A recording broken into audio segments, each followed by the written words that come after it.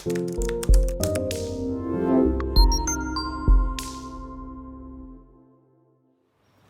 everyone, welcome to the Anxiety Project. Today I want to talk about how I knew I was on the right track when going through anxiety recovery and what it was like for me going through that change process, because it wasn't easy.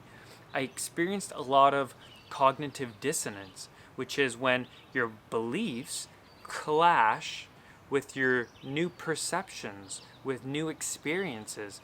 That icky feeling you get in your stomach, just because it feels wrong doesn't mean it's wrong.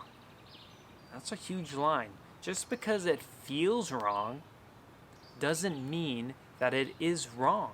For instance, when I introduced meditation into my life, it felt wrong to me. I couldn't sit still. I couldn't clear my mind for 20 minutes or 10 minutes or 5 minutes. I couldn't clear my mind. I was entertaining negative thoughts, and I found it difficult. And that was cognitive dissonance. And the more I did it, the more I got used to it, the more I was comfortable with it, the more I was running that habit on a daily basis, because our subconscious runs on habits. That's why it's so hard to transition from anxiety sufferer to anxiety warrior. It's such a transition. You're going literally 180. You're turning yourself 180 degrees.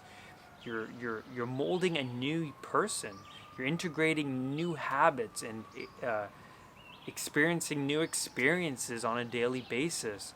So of course it's going to be challenging. Your subconscious is like, dude, what are you doing? This is not the you I know.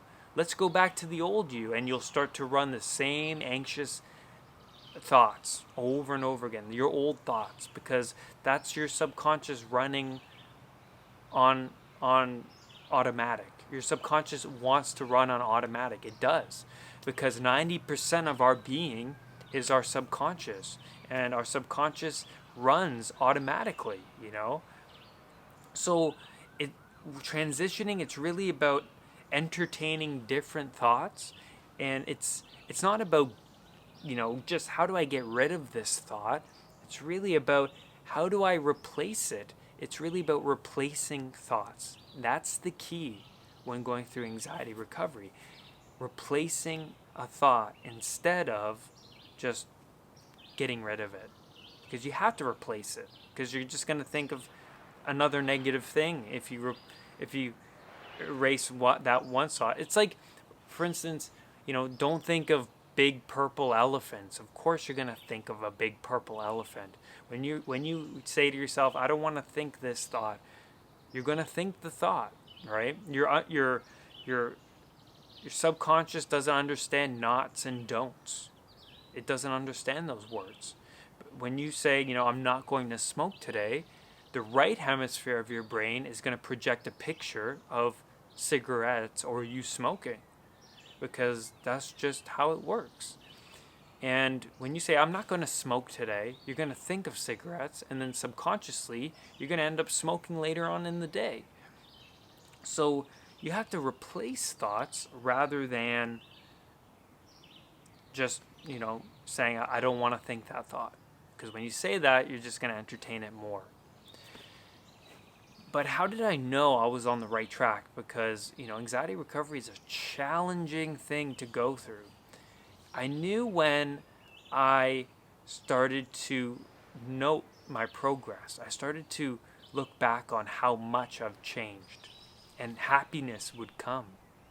I would start to feel really happy about myself when I'm like, oh my God, a month ago, look how far I've come.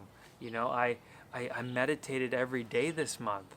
I created a morning journal, and I started to go to the gym a couple days a week.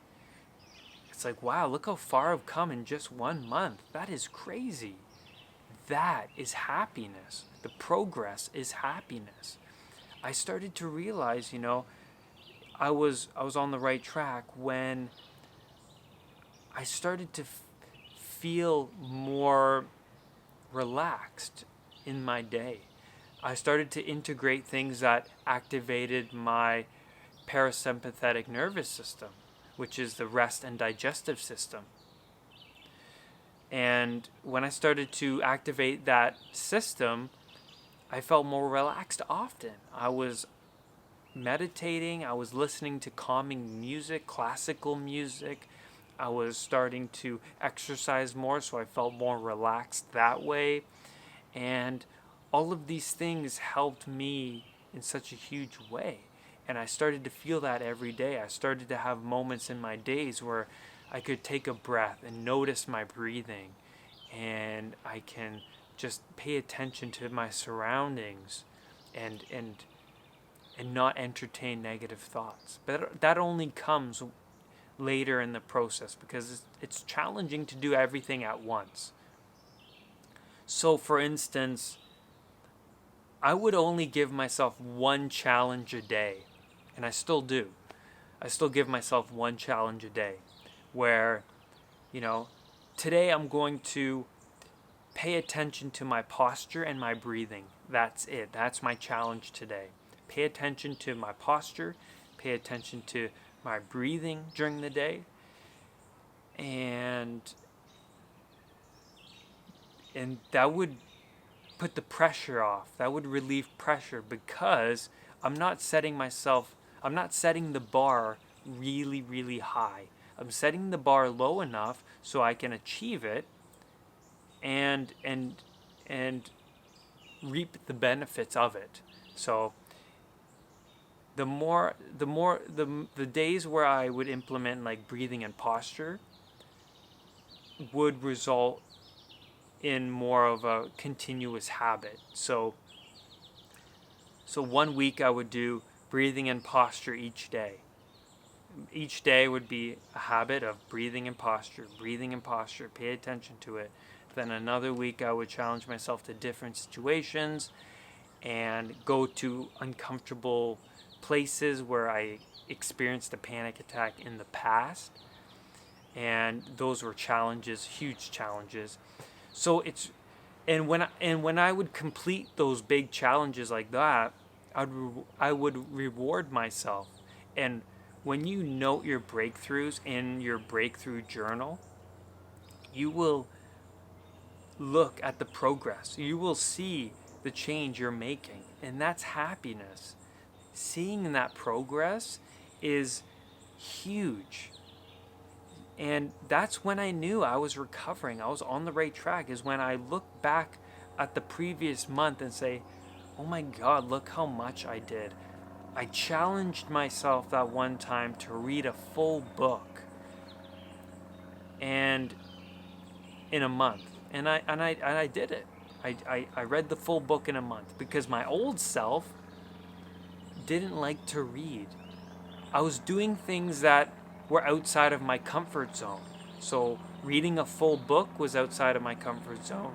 And I would complete it and then I would reward myself. And that progress is happiness. Seeing that progress is huge. So then I would end up reading a book in a week eventually. And that was staggering. I felt empowered. I felt confident, and I felt really good about myself. And that's what anxiety recovery is all about. There were so many bad days too. Bad days where I felt unmotivated, negative thoughts were just running rampant in my head. And I was like, oh my God, how do I shut off my head? And I don't think I'm really recovering from anxiety. I feel awful. But I still have bad days too. There's some days where I feel lazy and unmotivated. But it's really about bouncing back. It's really about the more that you get outside of your comfort zone on a continuous basis. I think that's right. The more you will experience happiness and joy because you're activating new neural pathways in your brain. You're activating new circuits. And when you activate new circuits, when you go outside of your comfort zone, you feel feel different. You feel like a different person. You feel like, you know, you feel a lot of cognitive dissonance for sure. Like this, I don't think this is right, but it is right because you're doing things that are the opposite of your old you. And when you note that down in your journal, when you note and see the progress, you see how far you've come, you've completed challenges that were difficult, that's when those feelings of gratitude come in. You feel so good about yourself. And that's progress. Thank you so much for tuning in to this week's video. I love you all so much. Do not let anxiety define who you are. I'll see you on the next video. Bye.